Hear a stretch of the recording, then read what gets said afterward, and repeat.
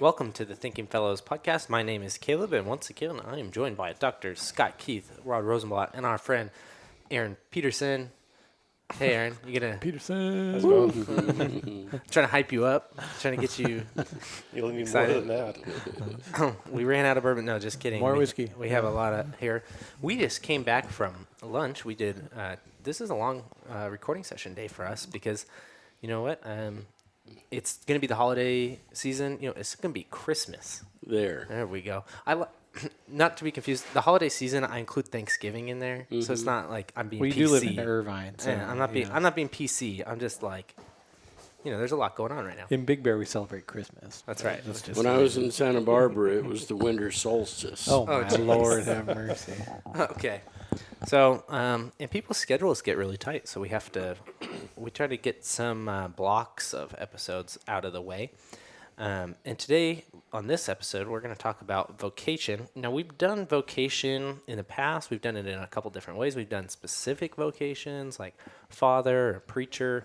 We did a general Lochi episode on vocation.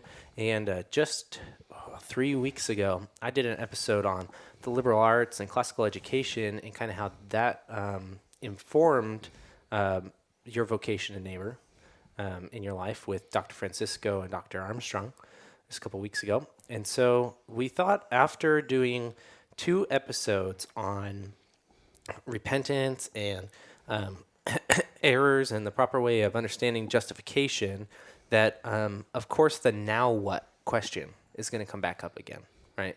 And so this is kind of why we always find ourselves in a pattern here of doing these episodes that's surround justification, and then when people start asking the well now what question, we end up getting back to vocation. So it may seem like we're repeating ourselves a little bit here, but I think every time we come back to this, we can bring in new discussions that we've been having off the air amongst each other or at events that we're having. We can take into account questions that we've gotten from listeners that maybe spark the need to do a topic like this several times.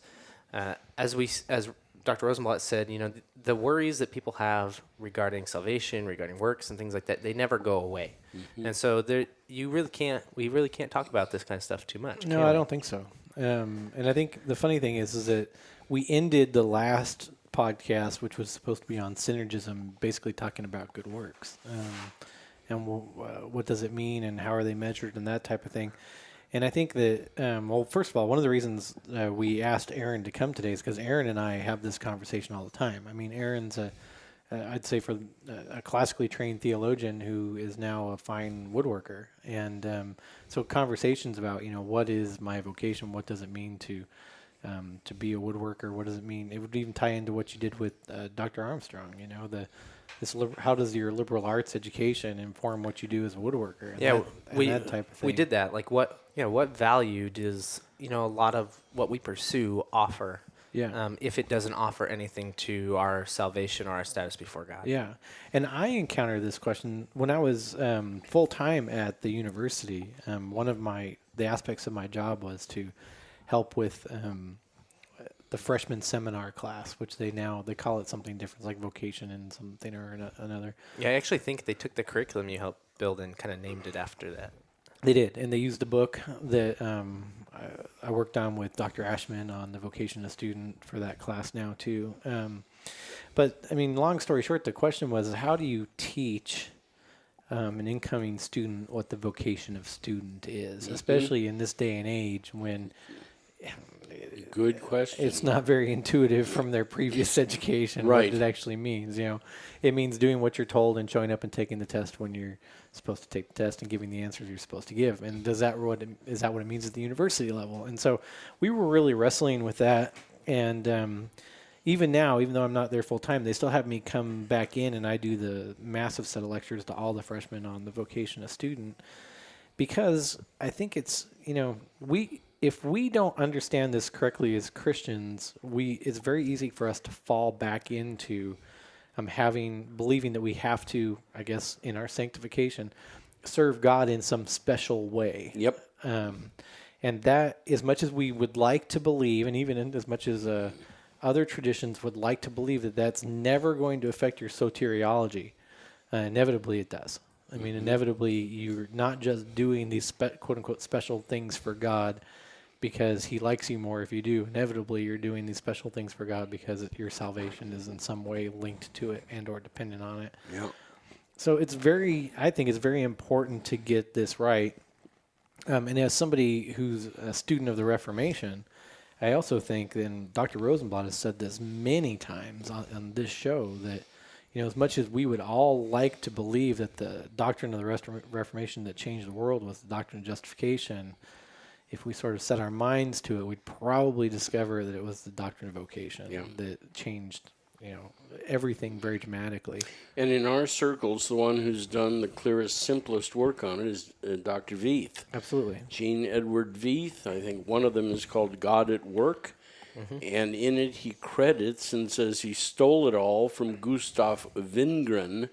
Luther on Vocation. Luther on Vocation. But that's just humble of Dr. Veith. He didn't steal it all. Having read both of them, I think that's probably not an accurate representation of God at Work. Dr. Veith has done another book in the meantime on vocation. It's a more academic work. I'm struggling to remember the title of it. But anyway, the one in our circles that really has done the work on it is Jean Veith. The book is God at Work. It's what we ended up assigning at the university for the students to read in this freshman seminar class. For that very reason. It's Good choice. Absolutely. It's called, the other title he's done is called Working for Our Neighbor, a Lutheran Primer on Vocation, Economics, and Ordinary Life. So it's very good as well.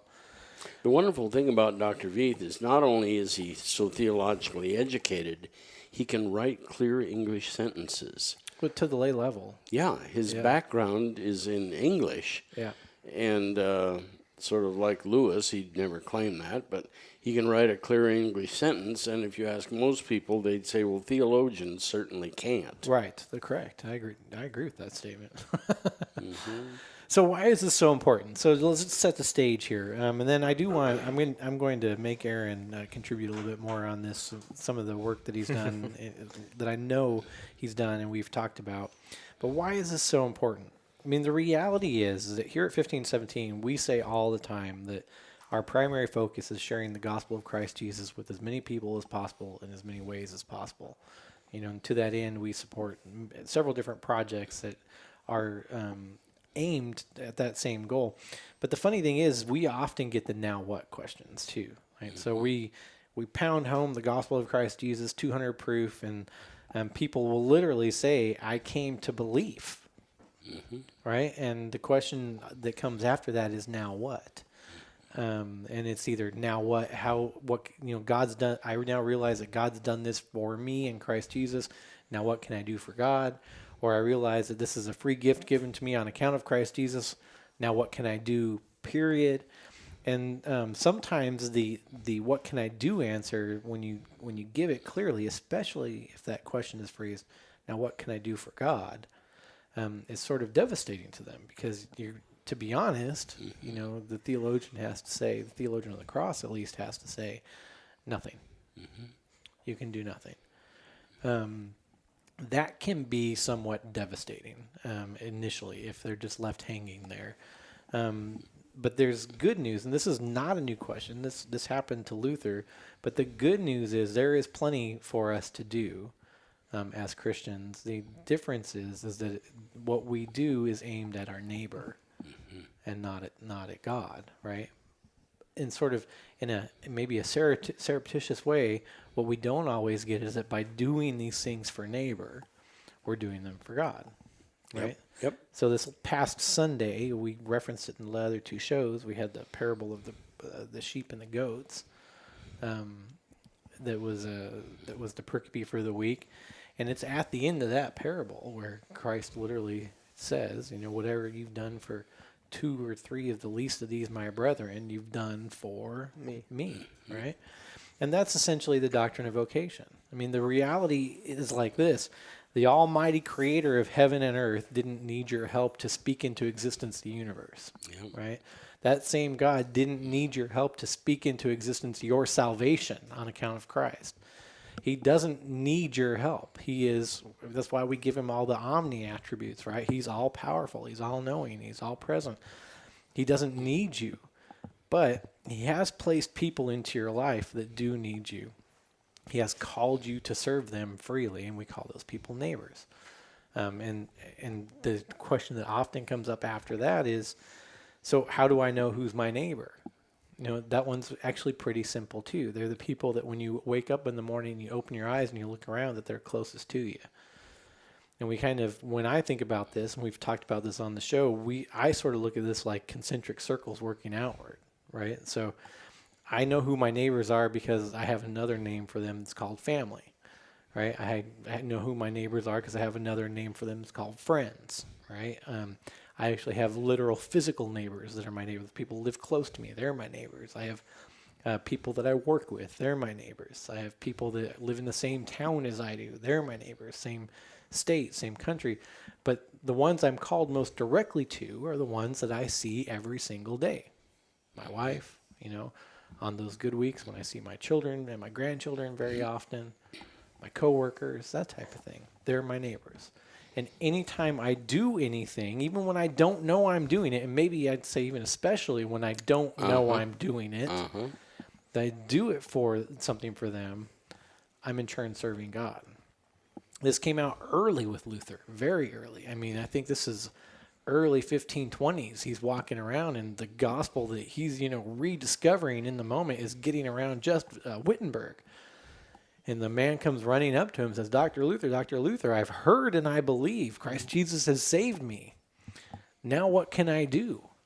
And Luther, knowing that this man was working on the sort of medieval version of the system where the answer would be sell everything you have, go join a monastery and become a monk, sees this in the man and says, what is it that you currently do? The man, of course, says, I make shoes. That's where you get the famous line where Luther says, well, then go back to your shop, make your shoes, make them quality, sell them at a fair price, and know that in doing so, you're doing so to the glory of God. I mean, that's life-changing. Mm-hmm. And if we see things that way, it actually is not only gives purpose in our daily life, both in the left-hand and in the right-hand kingdom, but it actually can protect us against believing that there is, in fact, something that we can do here that will some way add to our salvation. Yeah. And usually spiritual quote. Yeah. Quote. Yeah, and Luther has many, many lines like this. So. He one time said that a mother changing the baby's diapers is doing more than any monk or nun ever did. Yeah. Down at the most prosaic level. Right. Yeah, he gets pretty colorful about some of those descriptions when he does that too, and some of those lines when he talks about the work of the mother, he'll say that the mother nursing a child is doing more good works than 1,000 monks combined have ever done. Yep. And we have to ask, well, why is that? I mean, why is it so important? Well, because that mother is actually serving the person freely that she's called to serve directly. Yep. And I worry about that sometimes in our day and age with students and sort of this, what do they call it, missionary tourism and everything, where they go off for a 14-day or even a semester-long endeavor somewhere else. It's quote-unquote for God. And a missionary exercise. Yeah, that can be worrisome for the deep level that it's teaching, what it's teaching. Yeah. It isn't exactly vocation. Yeah, not because those thing like, building houses in Mexico or something like that is bad, but because you might, implant the idea that that's the only way that you can, serve your neighbor type things. These extremes that you got to go find that far off neighbor. That it's not really doing good works or serving your neighbor if it's people you like serving or like being around.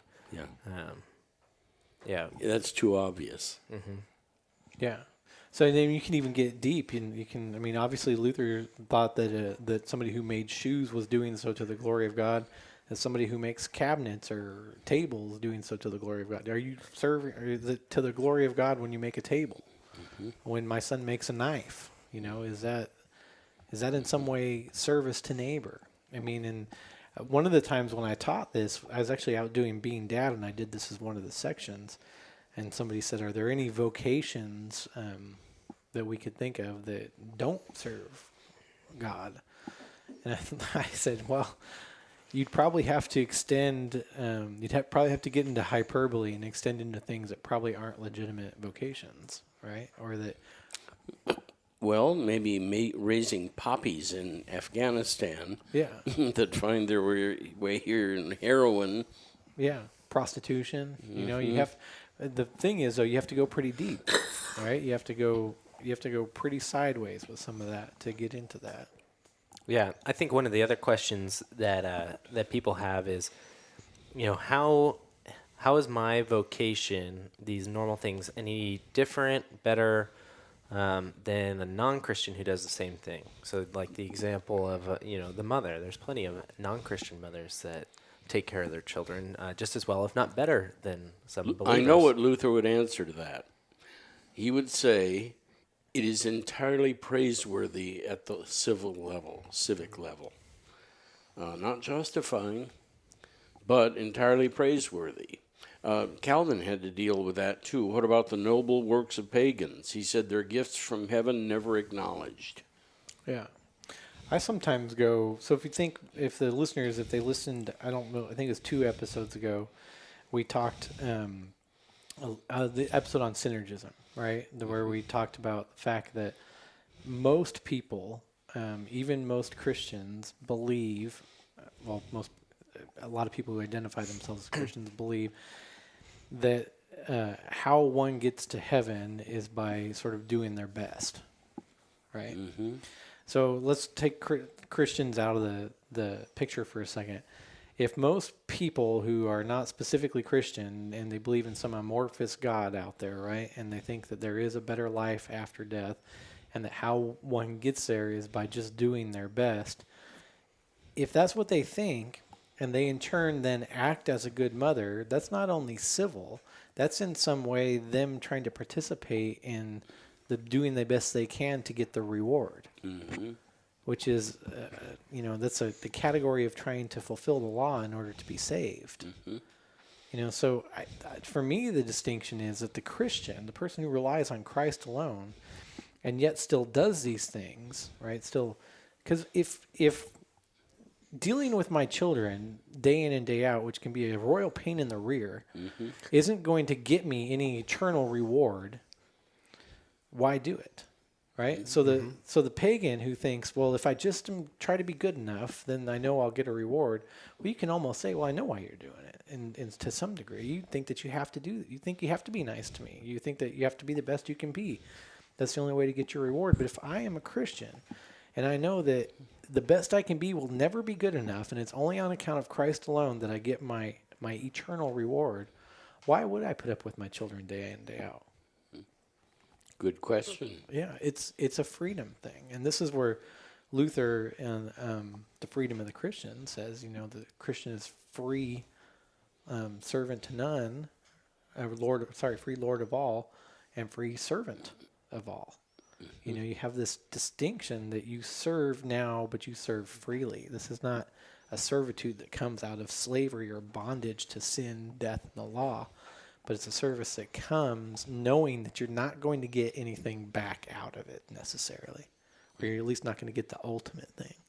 Because the ultimate thing has already been won. That's right, because it's already been finished. So to think in terms of wages, pleasing, impressing, earning, all that's gone. Yeah. Because Christ did all of the earning for us and freely gives us the benefits. Yeah, amazing. So whatever the answer is, it ain't that one. Nope. Yeah. All right. We're going to take a quick break, and then we'll be back.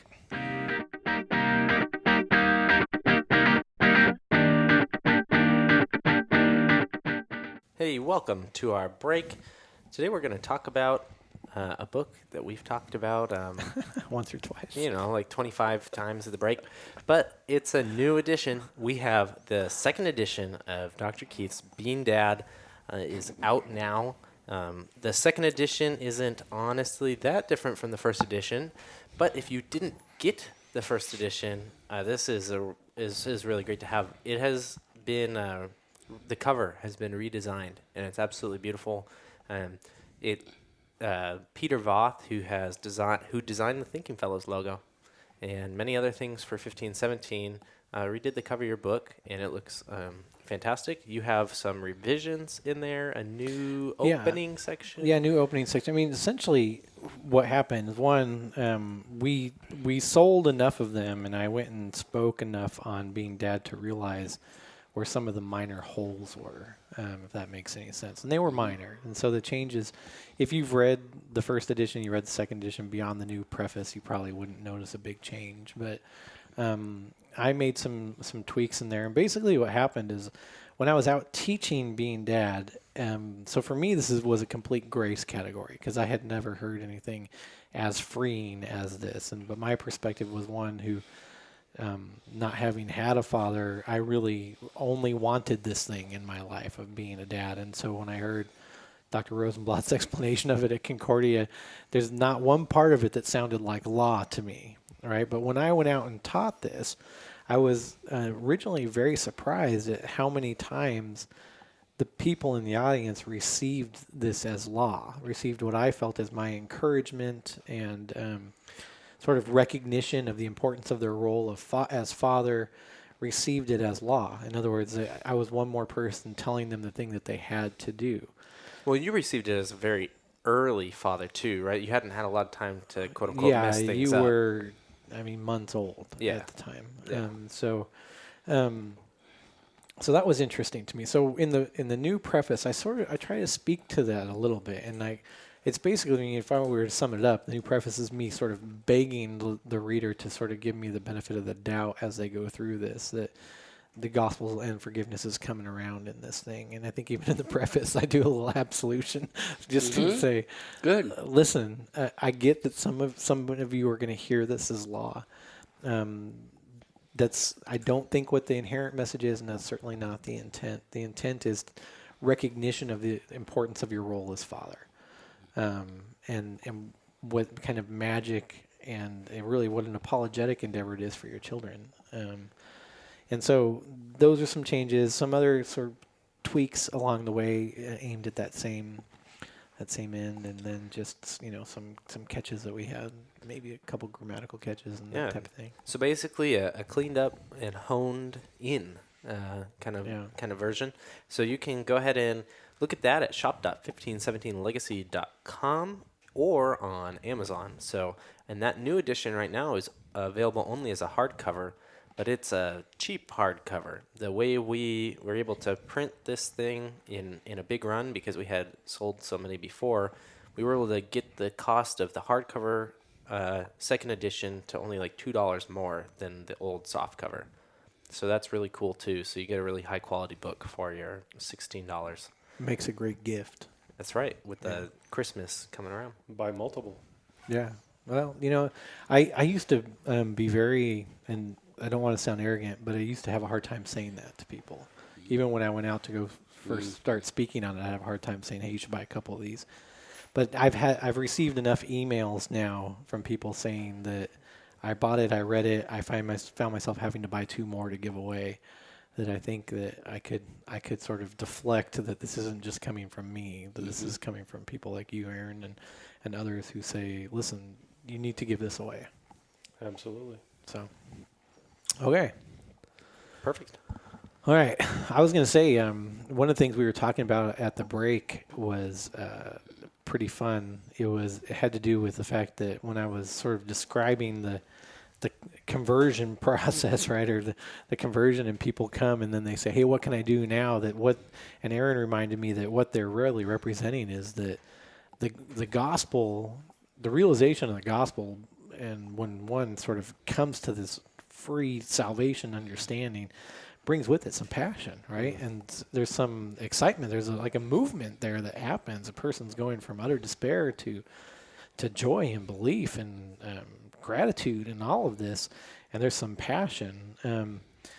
Okay, so that passion that comes in through the realization of the gospel of Christ for you, it can often lead to people thinking that they need to sort of be professionals at this, pastors, DCEs, and we've spoken to it a bit, but is that the necessary response?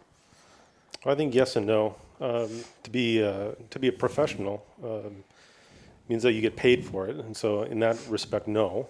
But to be proficient at it, yes. The passion that we experience, that you and I experience in college under Rod, and that those Dudamos events, those dynamite events of the Reformation and of justification, that freedom that comes through Christ and Christ alone, those should be nurtured, day after day. Your kids are going to need it. Your wife is going to need it. Your husband, your friends. But do you need to be paid for it? No, not at all. It's the passion, though, it needs to be taken wherever you go. So my kids like to eat. They like to have clothes. They need orthodontics. All the basic necessities of life.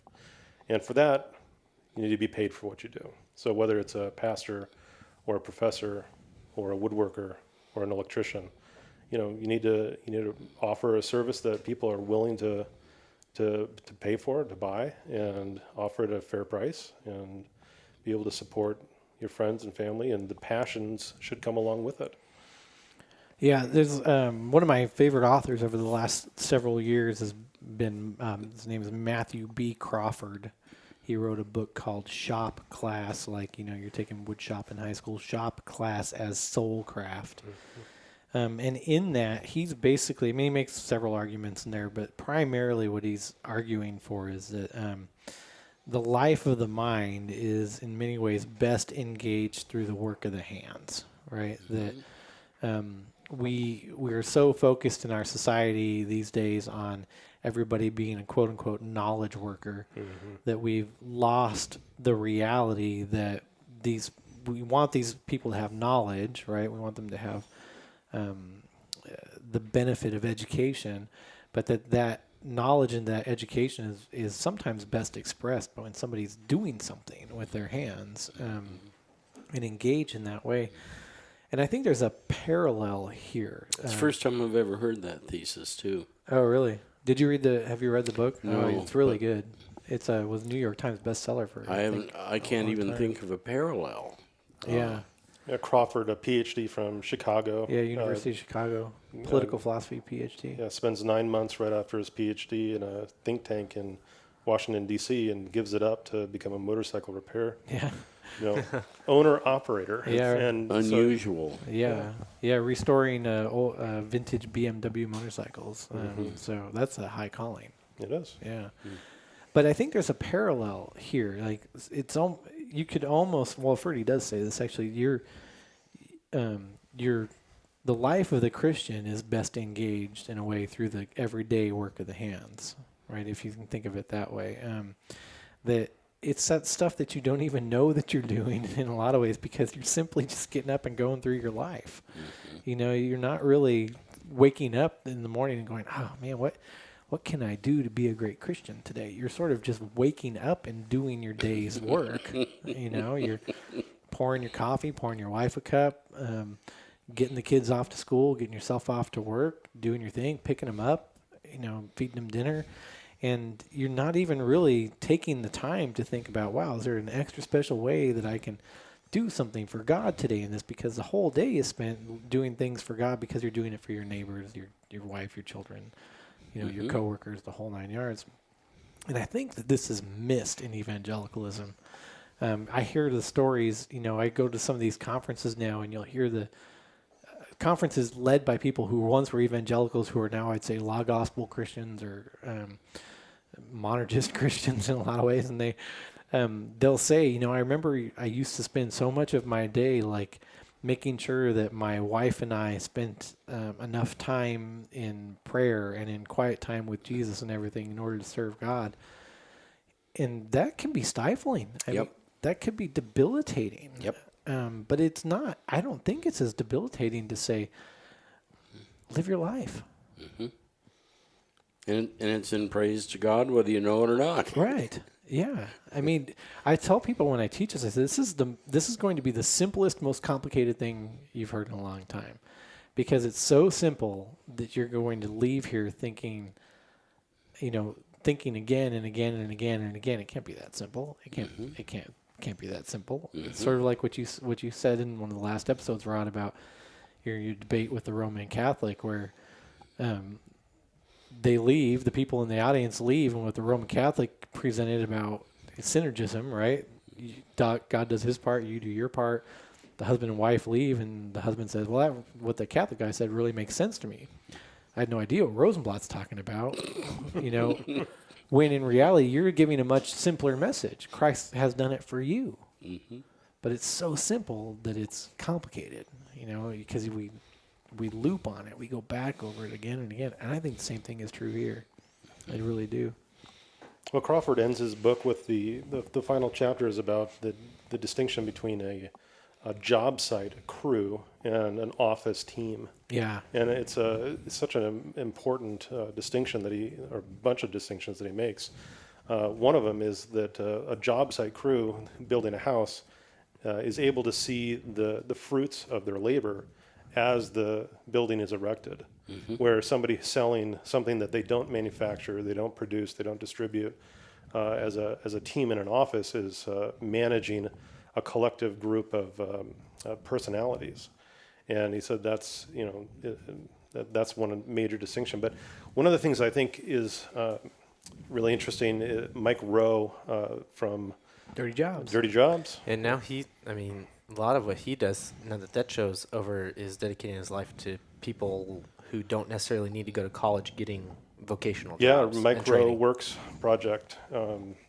But he's really a fan of saying, do what you are good at, do what you can be paid for, and take your passion along with you. Yeah. But I think that culture now says follow your passion. Yeah.